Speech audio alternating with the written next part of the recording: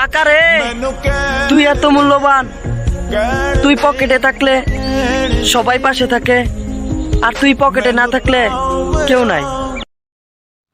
যখন মানুষের খুব প্রিয় কেউ তাকে অপছন্দ, অবহেলা কিংবা ঘৃণা করে, তখন প্রথম প্রথম মানুষ খুব কষ্ট পায় এবং চায় যে সব ঠিক হয়ে যাক। কিছুদিন পর সে সেই প্রিয় ব্যক্তিকে ছাড়া থাকতে শিখে যায়, আর অনেক দিন পরে সে আগের চেয়েও অনেক বেশি খুশি থাকে, যখন সে বুঝতে পারে যে কারো ভালোবাসায় জীবনে অনেক কিছু আসে যায়, কিন্তু কারো অবহেলায় সত্যি কিছু আসে যায় না।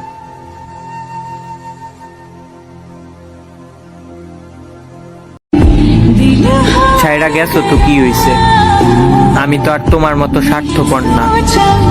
ভালো তোমারই বাসছিলাম আর তোমারই ভালোবাসি, মরার আগ পর্যন্ত কথা দিলাম।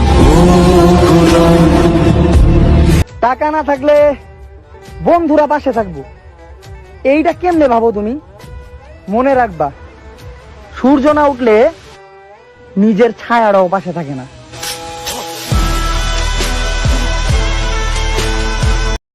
তুমি যার জন্য নিজের অনেক কিছু বাদ দিয়ে ফেলবা, সে দেখবা তোমাকে বাদ দিয়ে অনেক কিছু করে ফেলছে।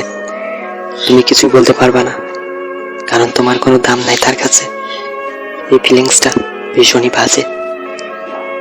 চোখের পানি ফেলে কারো আপন হওয়া যায় না, যে আপন সে কখনো কান্না করতে দেয় না। একটা কথা কি জানেন, আমার জীবনেও একজন মানুষ এসেছিল, তবে সেটা অল্প সময়ের জন্য। সে নিজে থেকে এসেছিল, মিশেছিল, খুব ভালো একটা সম্পর্ক হয়েছিল। ঘন্টার পর ঘন্টা কথা হতো, হাজারো কাজের মাঝেও তার একটা মেসেজের অপেক্ষায় থাকতাম। তার মেসেজ পেলেই ব্যস্ততার মধ্যেও কেমন যেন ফ্রি হয়ে যেতাম।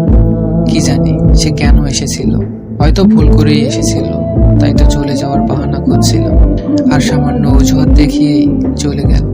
থাকার হলে হাজার কষ্টেও থাকা যায়, আর চলে যেতে চাইলে একটা অজুহাতই যথেষ্ট। আমাকে ছেড়ে গেছে তাতে কোনো কষ্ট নেই, আগে তো একাই ছিলাম, আবার না হয়ে একাই হলাম।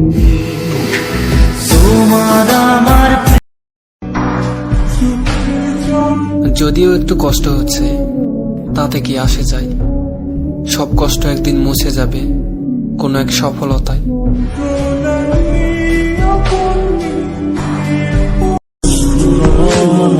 তার যখন ইচ্ছে হয় তখন সে আমার সঙ্গে কথা বলে, আর আমি পাগল তার ইচ্ছের জন্য বসে থাকি।